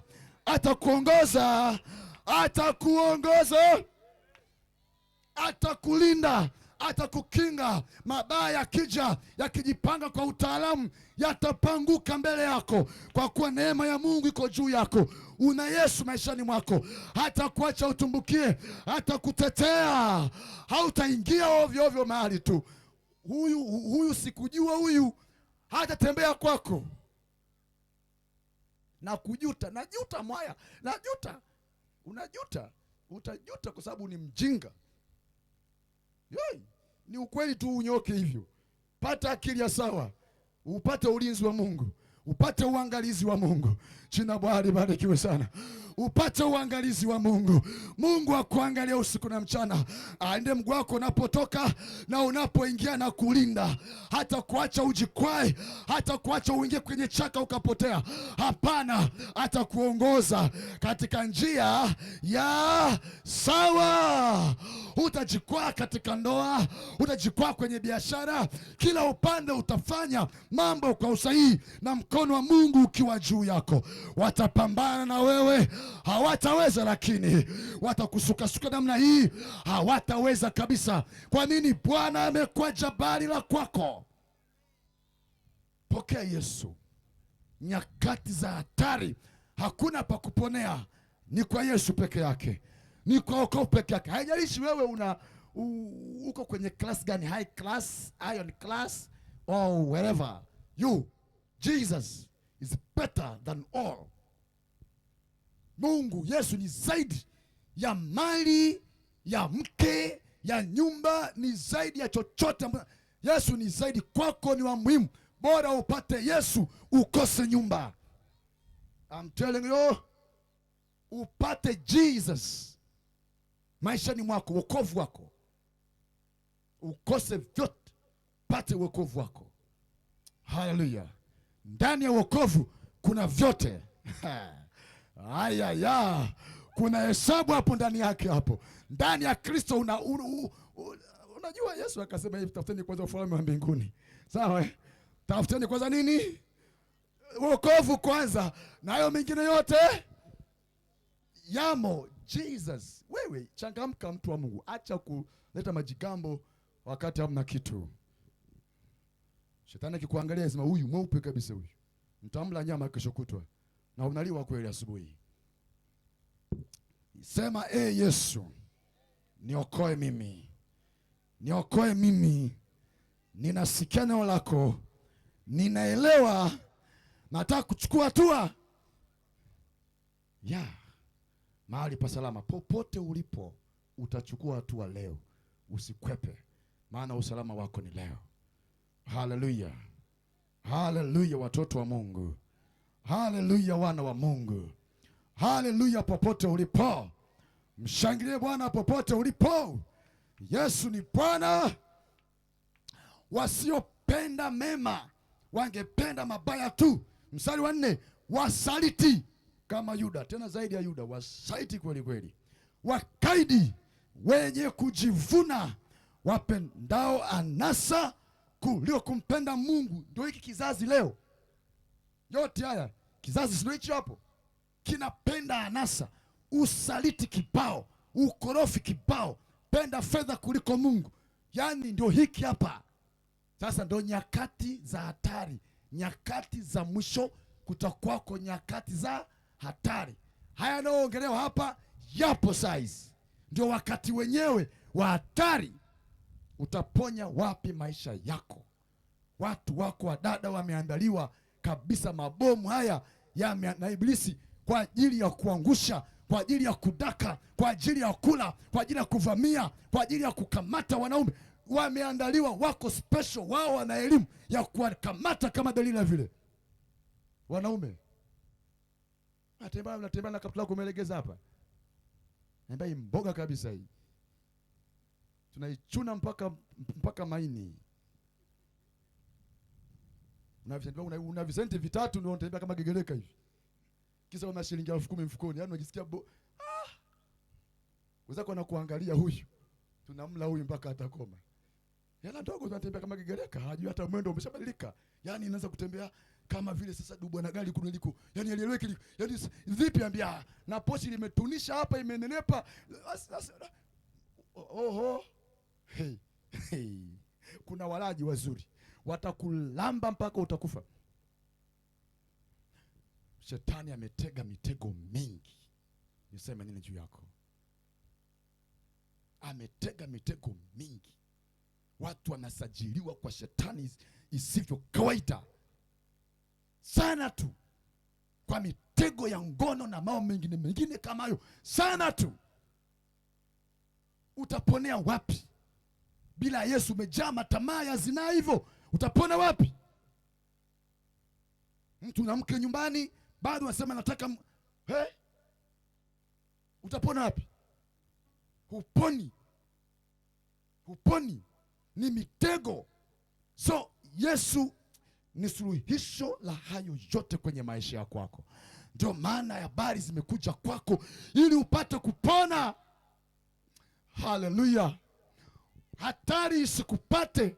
Mwambie ndugu yako, jikinge na hatari leo. Ndio. Hatari ipo. Unaisikia vipi? Unakimbiaje hiyo hatari? Yesu Kristo maishani mwako ukawe salama katika jina la Yesu. Amen, amen. Amen, amen. Nasema amen, amen. Wanapenda anasa kuliko kumpenda Mungu. Mstari wa 5, wenye mfano wa utakatifu lakini wakikana nguvu zake, hao nao ujiepushe nao. Wasiwe marafiki. Wana mfano wa utakatifu wengine, lakini wanamkana Mungu wazi wazi kwa maisha yao. Watu kama hao, kama wataua kama hivi namna gani? No. Uwe na akili, jiepushe na hao. Haleluya. Haleluya. Nakupa akili, nakupa maarifa, nakupa ufahamu, na Mungu afanye jambo katika maisha kwako. Hebu mshangilie Mwokozi kama uko hai. Thank you very much. Now Timotheo wa kwanza mstari wa 4, sura ya 4 mstari wa kwanza. Timotheo wa kwanza. Nataka tu leo nakupa mistari by the way, so because kuna mahali tunakwenda. Timotheo wa kwanza sura ya 4 mstari ule wa kwanza. Nataka ufahamu mambo haya vizuri. Nikikwambia kuokoka unakuwa unaelewa ninakimbia nini na kwenda kwa salama ipi. Hallelujah. Hallelujah. Good. Basi Roho anena wazi ya kwamba nyakati za mwisho wengi watajitenga na imani, wakisikiliza roho zidanganyazo na mafundisho ya mashetani. Hapa ni ajabu. Tumsha Bwana, shetani naye ataanza kufundisha. Shetani ataanza kufanya nini? Kwa hiyo mnafundisha na yeye. Naonaje hapo? Wewe unashika Biblia na yeye anashika Biblia. Au vipi? Haji nje na hapa yule mpuzi yule. Yeye anakuja na mistari. Imeandikwa. Tumesha Bwana. Imeandikwa. Kwa hiyo shetani amepeleka walimu Sasa wewe unakataa injili ya kweli, ya wokovu wa kweli. Ukikataa hii ya kweli, mbovu inakuja fresh. Utapona wapi? Yaani wewe nyakati za shetani anatoka wazi wazi, naye awe darasani ashike chaki anafundisha. Sasa wewe na ujinga wako umekataa Yesu. Sikiliza hapa, ukija hapa utabro, kuna miujiza, acha mchezo. Upako acha mchezo, upako wa kutosha kweli kweli. Wewe unapenda nataka upako, pokea, napokea, utapokea tu. Kwa sababu napenda kupokea. Na kwenda utapokea, ujinga uko kichwani. Fahamuni nyakati za mwisho za hatari. Wokovu unaohubiriwa sasa unakuhusu katika maisha yako. Haleluya. Wao muda umekwisha. Nimezana Mathayo 24:14 chapu. Halafu tuende tumwombe Mungu hapa upokee wokovu wako. Amen, amen. Wangapi patakuwa tayari leo kumpa Yesu maisha ya kwao baada ya kuelewa haya? Ni muhimu tu baada ya kuelewa haya unampa Yesu maisha ya kwako. Hujaokoka, popote ulipo, nyumbani kwako, haina shida, viwanjani, haina tatizo, kwa kwenye mtandao, no problem, utaokoka leo kwa jina la Yesu. Amen, amen, amen. Kila upande utaokoka. Mathayo sura 24 mstari wa 14 kwa haraka haraka na sura ya 24 mstari wa 14 tuone hapo. Katika nyakati hizi nini kinafanyika? Maandiko yanasema hivi. Mathayo 24 mstari wa 14. Thank you. 24:14 kwa haraka tusome maneno haya. Ona pale maandiko yanasema, tena habari njema ya ufalme itahubiriwa katika ulimwengu wote kuwa ushuhuda kwa mataifa yote, hapo ndipo ule mwisho utakapokuja. Nataka utambue ya kwamba mwisho hautafika peke yake, mwisho utafika na habari njema zikihubiriwa. Haleluya. Mwisho hii inaenda na injili. Kwa hiyo unapoona injili namna hii, hii ni injili ya nyakati za mwisho. Wakati hatari imekuwa kubwa, tunapeleka injili kwa ukali zaidi. Haleluya. Tena kwa nguvu zaidi, tumsha Bwana, kwa nguvu. Adui akiongeza power, sisi tuna power zaidi. Hakuna kucha yake. Sisi tukikaa kimya hapa hata tu overtake. Akiweka walimu wake wa ovyo ovyo, tunakuja wasawasawa zaidi. Tunaongeza standard zaidi. Wakati kama huu, injili lazima ihubiriwe sawasawa kila mahali kwa mataifa yote. Hata kama kwa mataifa yanayokataa injili, injili lazima iingie kwa namna yoyote. Kama yako makabila yanakataa injili, lazima ihubiriwe huko nako. Kama ziko familia zinakataa injili, lazima injili ije huko. Hata kama ukijifungia kwenye maandaki, injili yangu itapenya. Haleluya, haleluya. Ninaiambia nchi iseme na wewe ndani ya andaki lako. Naiambia nchi tamke na wewe uko ndani. Lazima usikie habari njema, iwe ushuhuda kwako, ili ukihukumiwa, uhukumiwe sawasawa kwa kuwa ulikataa injili. Na mambo mawili ama matatu. Mawili. La kwanza wokovu, la pili hukumu. Ukigoma utahukumiwa. Yesu anasema maneno haya mnayosikia yatawahukumu. The way unasikia, hafu unachukua hatua, hukumu itakuja kwako. Injili imehubiriwa katika nyakati za hatari. Ni wakati wako baba, mama, kijana, changa akili sasa. Nitapona wapi? Mimi na watoto wangu ninaowasomesha wanakwenda mashuleni, mimi na mume wangu anayekuwa kazini, mimi na mke wangu anayekuwa kazini, anapitia mengi huko. Kule kuna hatari nyingi. Mume wangu ataponaje? Mke wangu ataponaje? Watoto wangu ataponaje? Basi mfanye shauri, wanangu, baba, mama, hapa usalama wetu ni Yesu Kristo. Tuokoke familia nzima, tumkimbia Yesu Kristo Bwana, maana ndio usalama wa familia. Tungeweka mageti kwenye milango kulinda familia ya kwetu, lakini haitatosha. Tuweke geti Yesu Kristo, tuweke geti wokovu, ili uwe salama na familia yako. Hebu mshangilie Bwana Mungu aliye hai. Simama kwa miguu yako pale ulipo, kimbia mbele haraka tuweze kuomba Mungu na tumsha Bwana mahali hapa. Kimbia kwa haraka. Kila mmoja kwa nafasi kwa pesi, simama kwa miguu yako pale ulipo. Unayefuatilia wakati watu wa Mungu hapa wanasogea mbele kwa haraka. Simama kwa haraka hapo ulipokaa. Njoo tuombe na wewe mahali hapa. Simama, ni wakati wa maombi. Uliyeko mbali, asante sana, karibu tu. Unayekaa uliyeko baraza mlangoni, kama unaweza kuja njoo. Kama unaweza kusikiza hapo hapo pia kwenye mlango wako, getini kwako ndani, is okay. Fuata tu maelekezo kutoka hapa na Bwana atakubarikia. Unayefuatilia online pale, hali kadhalika fuatana na maelekezo ya mahali hapa, unakwenda kupokea uponyaji wako. Ni wakati tumkaribishe Yesu, tumuingize Yesu, tumtake mlinzi Yesu, tumtake mwokozi Yesu arekebishe maisha ya kwetu. Tumeshaona ni wakati wa hatari. Familia yako itaponea wapi?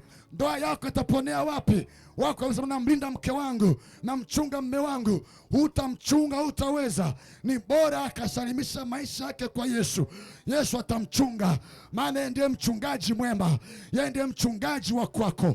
Wewe mwana baba unasema namchunga mke wangu, umemwekea password kila maeneo, umemwekea ulinzi kila kona, hutafaulu jambo hata siku moja. Ni bora umshauri mke wako aokoke pamoja na wewe. Wale watoto wako umeweka kwenye mageti kuwafungia, sikiliza, haitowezekana. Siku hizi hawafungiwi hivyo. Ukimwamini Yesu Kristo, umemfungia mtoto wako ndani ya geti salama. Ukimuhimiza kuokoka mwanao, umemfungia kwa geti salama.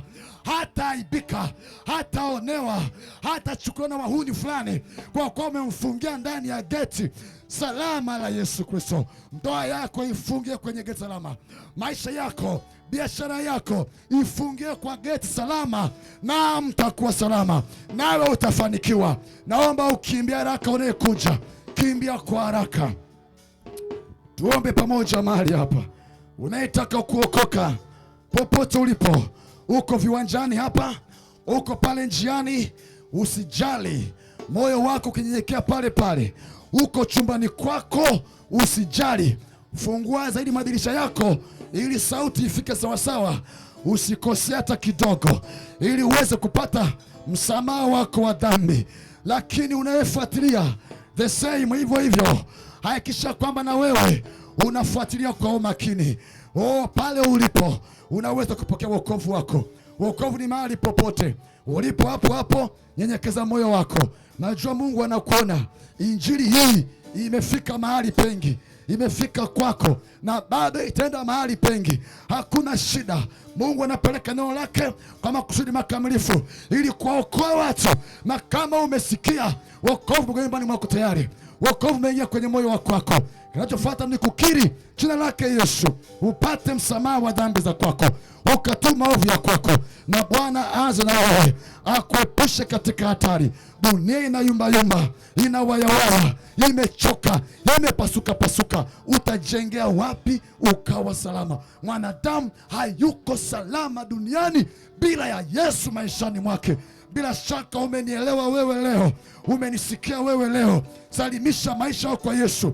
Haijalishi unakaa wapi, unalala wapi, unalala juu ama chini, unalala kwenye kibanda ama unalala porini. Haijalishi wapi unalala, haijalishi unakula nini, maadamu ni mwanadamu wewe, habari njema ni kwa ajili yako. Una utimamu wako au anasema zimefyatuka, Mungu anakupenda wewe, atakuponya siku ya leo.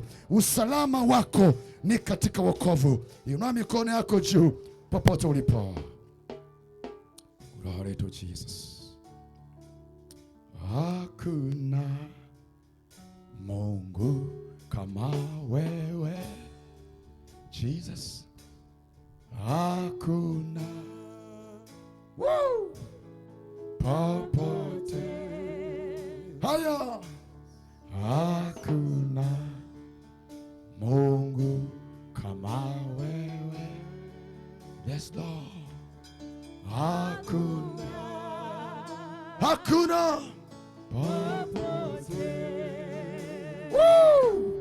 Hakuna mwenye ishara kubwa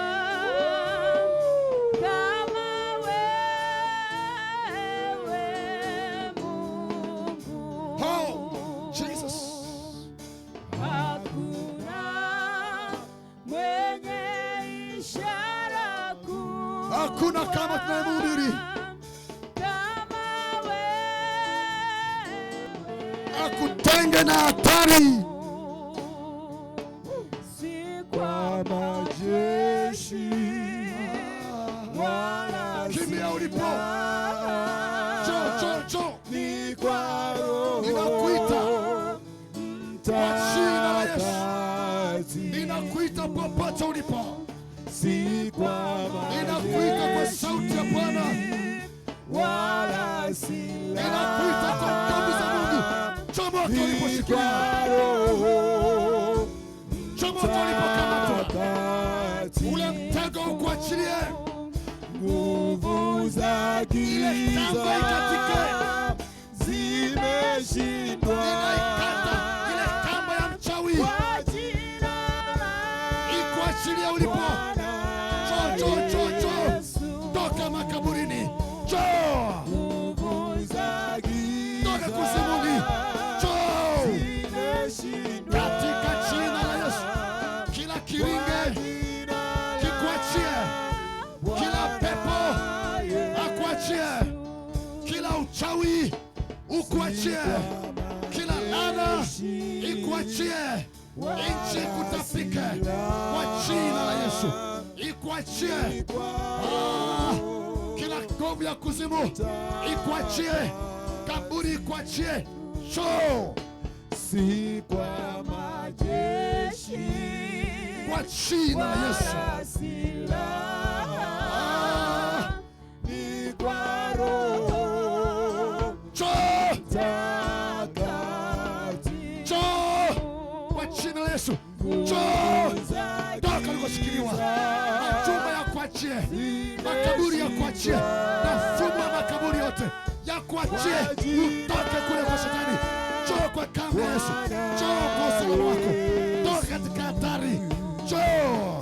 Nguvu za giza Watoto. Wakubwa. Mabinti. Vijana.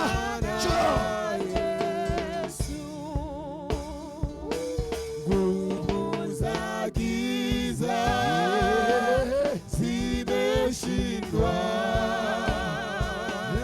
kwa jina la Bwana Yesu. Thank you. Popote ulipo sasa, ina mikono yako juu. Najua uko nyumbani kwako, umetulia kwa usikivu mkubwa. Bwana kubariki. Neema ya Mungu ni kubwa. Maombi ya watumishi wa Mungu yana nguvu nyingi kufikia pale ulipo. Ni saa ya kufunguliwa kwako na kuponywa. Hajalishi kama ni mgonjwa huko nyumbani, utaponywa pale sasa kwa haraka sana. Hajalishi kama huko unafuatilia kwa njia ya mtandao, unaponywa pale sasa hivi katika jina la Yesu. Ninaamini katika nguvu ya Mungu iliyoko duniani kote. Inua mkono wako juu popote ulipo, na nguvu ya Mungu itakupata pale ulipo kwa haraka katika jina la Yesu Kristo. Jambo la kwanza ni kusalimisha roho yangu, ni kusalimisha maisha yangu kwa Yesu, ni kumwambia Yesu, nakupa moyo wangu, kwa kuwa Mungu ananena haya akisema, mwanangu, ninakupenda sana, nimekufa kwa ajili yako, nipe moyo wako. Macho yako yapendezwe na sheria zangu, lakini miguu yako ipendezwe na njia zangu. Nipe moyo wako.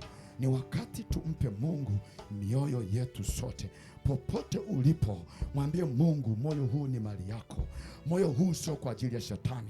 Hukuumba moyo huu, hukuniumbia niwe na moyo huu halafu nimpatie shetani. Hapana, moyo huu ni wa kwako. Uliniumba mimi, nakupa moyo wangu.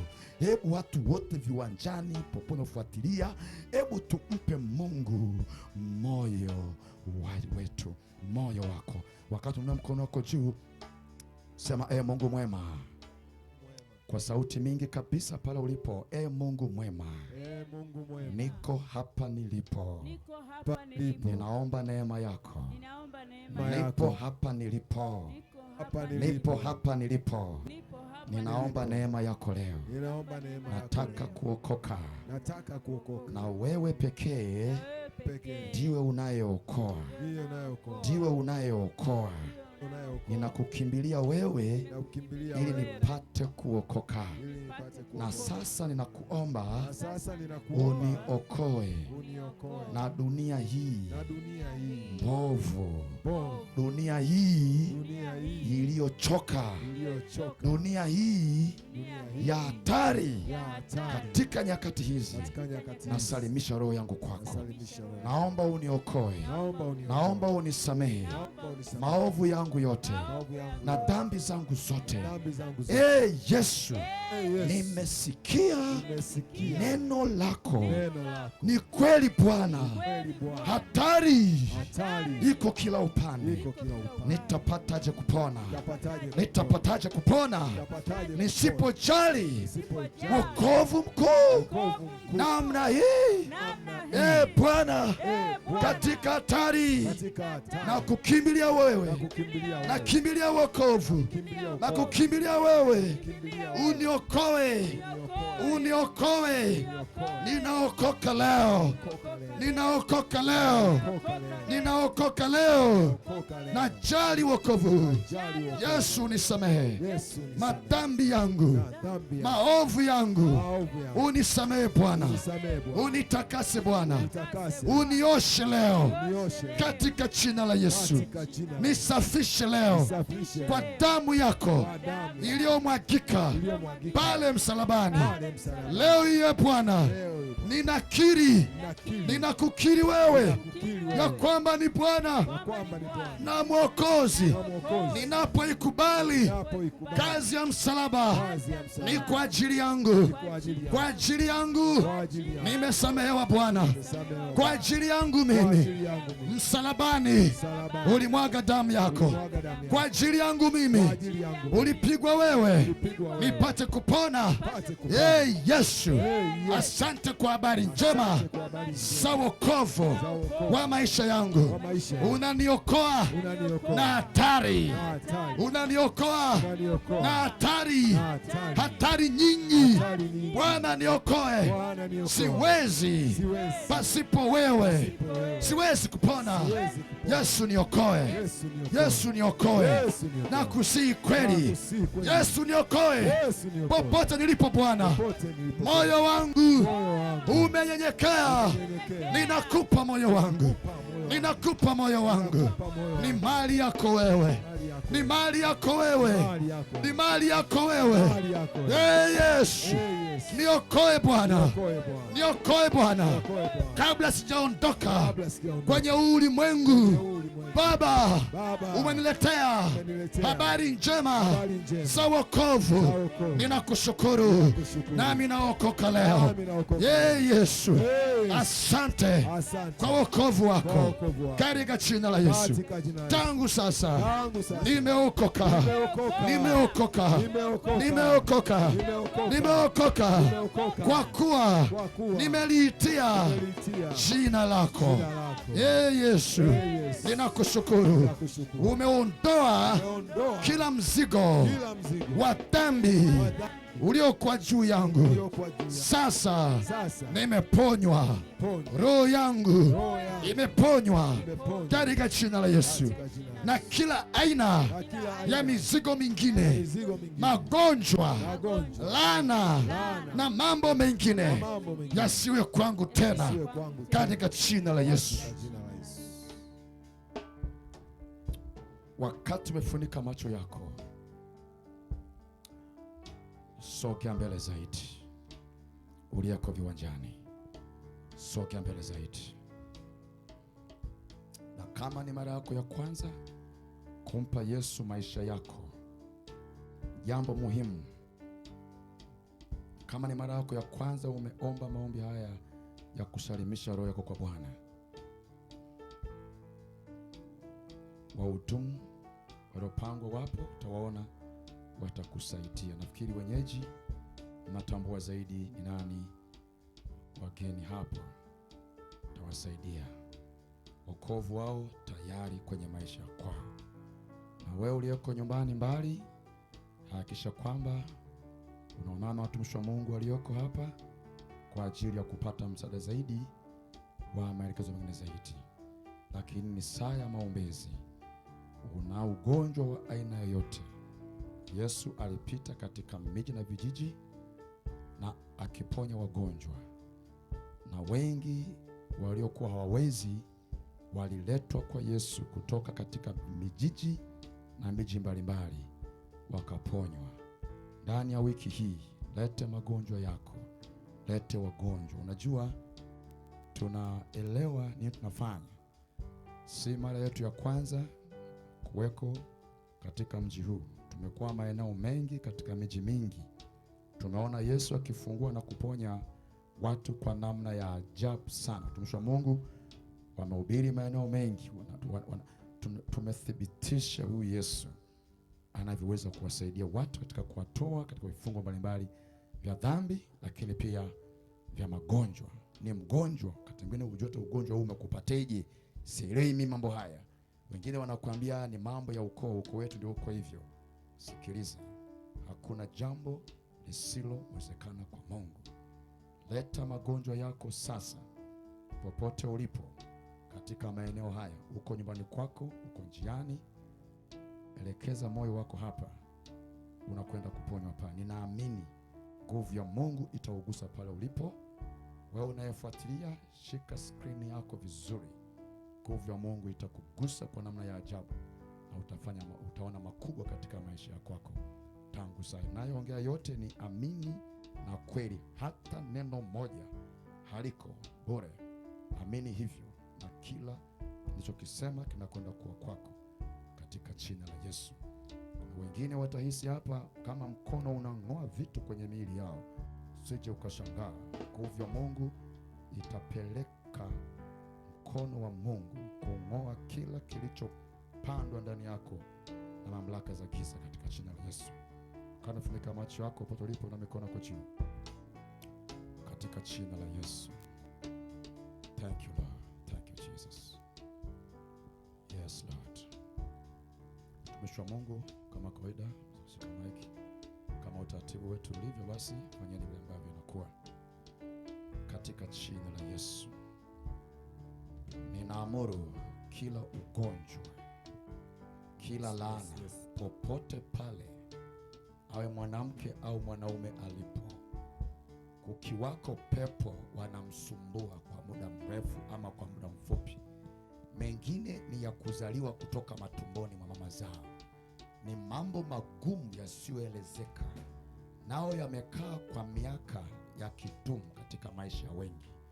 Huu ni wakati mkono wa Mungu ninaupeleka kung'oa magonjwa hayo kwa kila mtu, kwa kila mmoja popote alipo. Hapa kuna miujiza mikubwa inayokwenda kushuhudiwa katika kona zote za ulimwengu katika jina la Yesu Kristo. Kila nguvu ya kuzimu, kila pepo, kila jini anayeshikilia hizo magonjwa, hizo laana, kila uchawi unaoshikilia hicho kiringe, kila ngome iliyojengwa kwa madhubuti ya kwamba ikamate watu wa ukoo, kwa jina la Yesu ninazibomoa, ziwe katika anga ama katika nchi. Popote zilitamkwa zikawekwa, popote zilitumwa kutokea, zikampata mtu huyu ambaye leo amekaa katika uvuli wa sauti, na ya kwamba amesikia na sasa ameweka moyo wake kwako Yesu.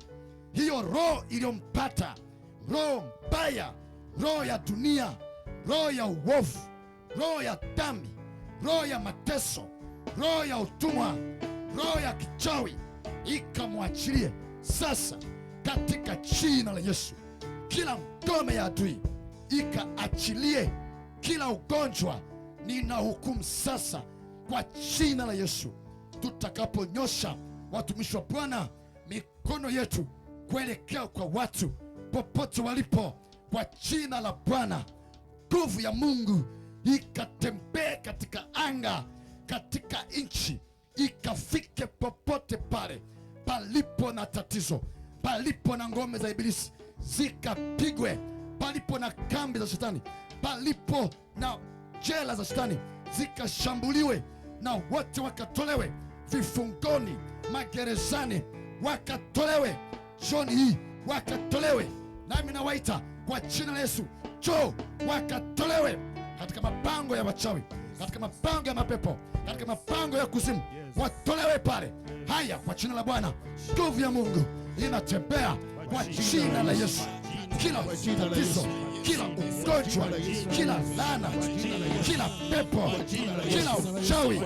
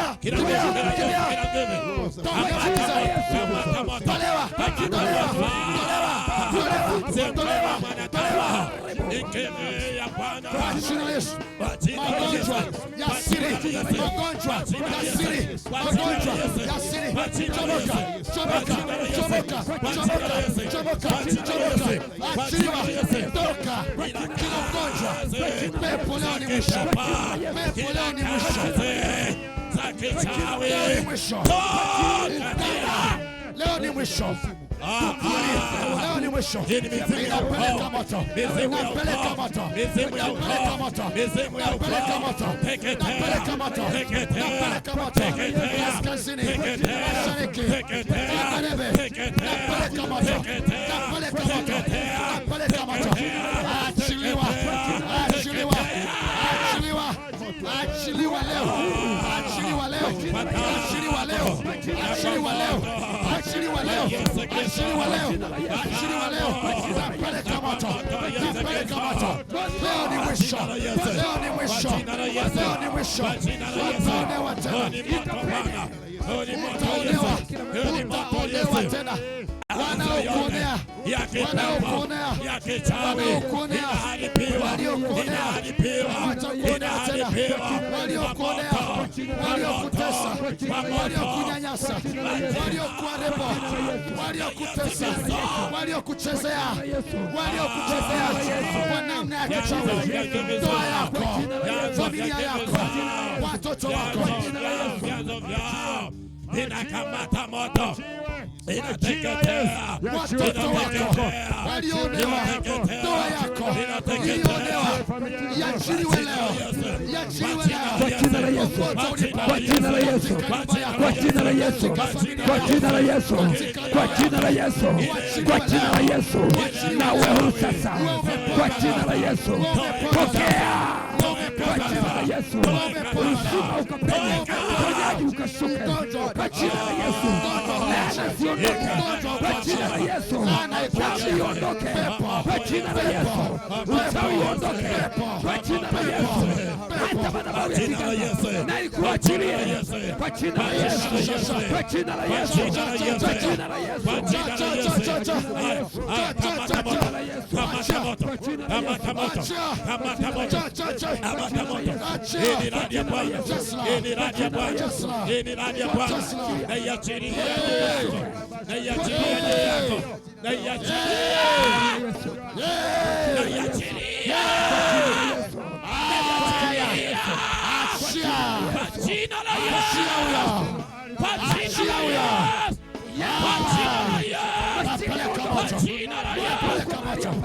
achia hapo, achia hapo, achia hapo, achia hapo.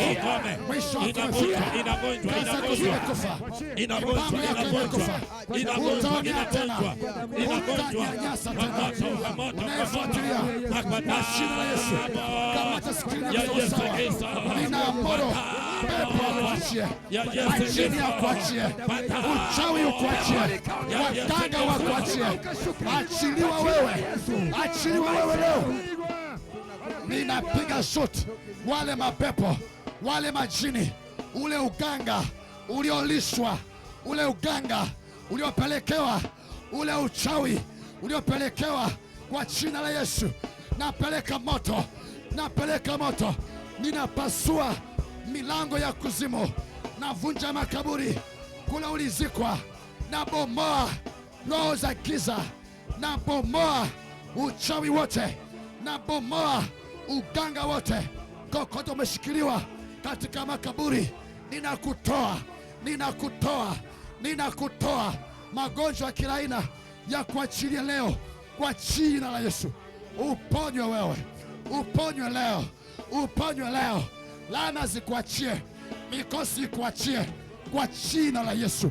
Pokea uponyaji wako kwa jina la Bwana. Fanya mazoezi yako kwa jina la Yesu. Umeponywa, umeponywa. Kila kifungo kinaondoka. Msiba wako hautakuwa tena. Msiba wako, msiba wako, msiba wako, msiba wako, msiba wako, ule msiba, ule msiba wako, kile kilio chako hakitakuwa tena. Yale machozi hayatakuwa tena.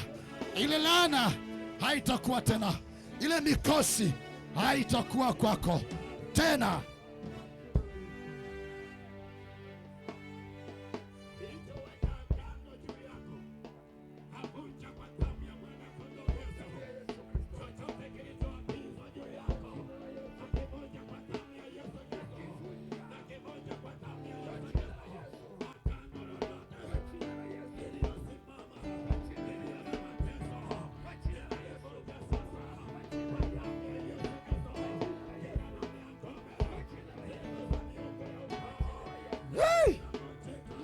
Hey! Uwe salama, uwe salama, uwe salama. Hatari zikuachie, kila hatari ikuachie, kila hatari ikuachie, kila hatari ikuachie, kila hatari ikuachie. Ninakata mikono iliyokushikilia, kila hatari ikuachilie wewe. Mikono iliyokushikilia ninaikata leo, unakuwa salama. Ile kamba iliyokushikilia ninaikata, kata kata kamba, na kata kamba, na kata kamba, na kata kamba. Achilia mkono huo, na kata kamba, ile kamba, ule waya ninaukata, ule waya ninakutenga na waya huo, na kata.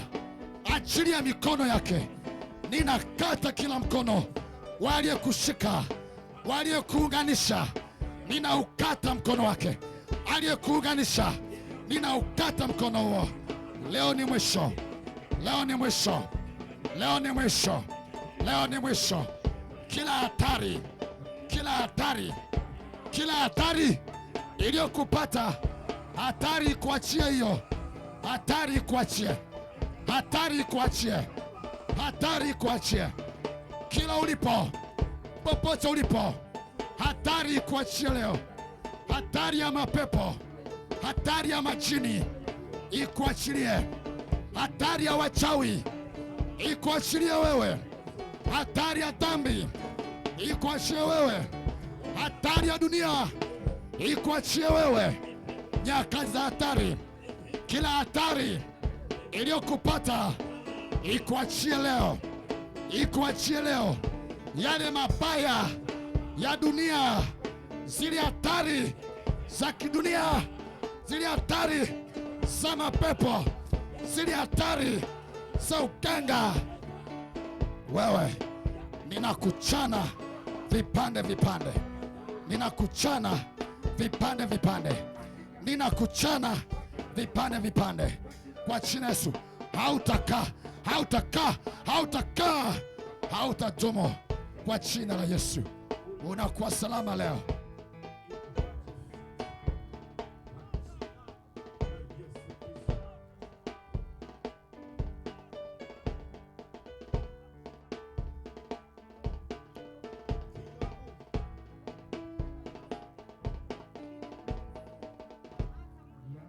Eish.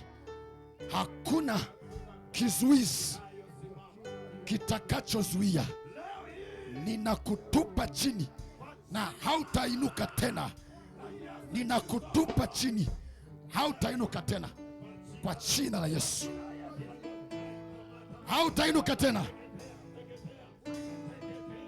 hautainuka tena, hautainuka tena. Ninakutupa chini, hautainuka naye tena. Hey! Waliokukamata, waliokushikilia, hatari yoyote iliyokupata haitakupata tena. Unatupa chini, unatupa chini. Mimi nimesema kwa jina la Yesu, unatupa. Nimewasha moto, hautazimika mpaka uteketee. Hautazimika mpaka uteketee, mpaka uishe kwa jina la Yesu. Kila laana iliyowekwa ninaiwashia moto, ninaichoma kwa moto, na kila ugonjwa unapotea, ninaunyofoa.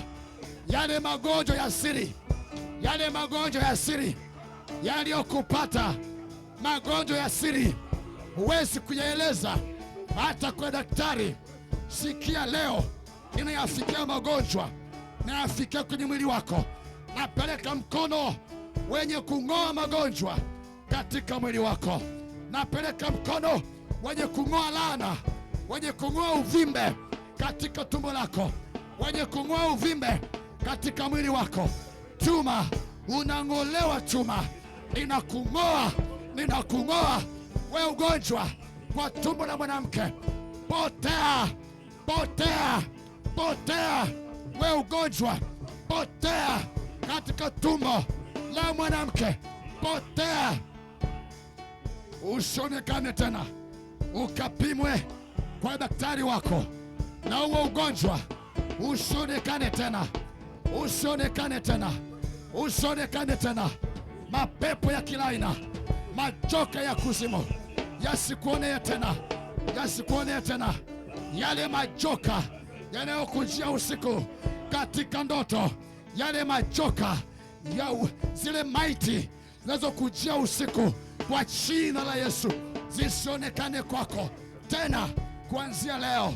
Zile ndoto mbaya unakochukuliwa makaburini, kuanzia leo usichukuliwe tena kwa jina la Yesu. Natangaza wokovu, natangaza ukombozi, natangaza wokovu, natangaza ukombozi.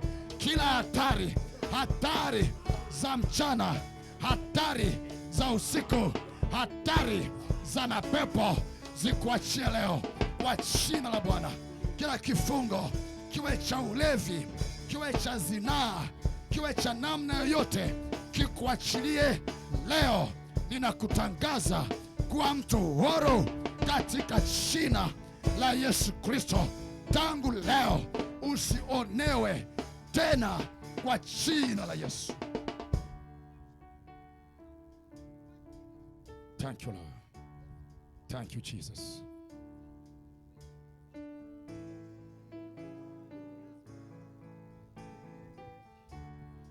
Thank you. Wale ambao mmempokea Yesu kwa mara yako ya kwanza, utakuja pande hii.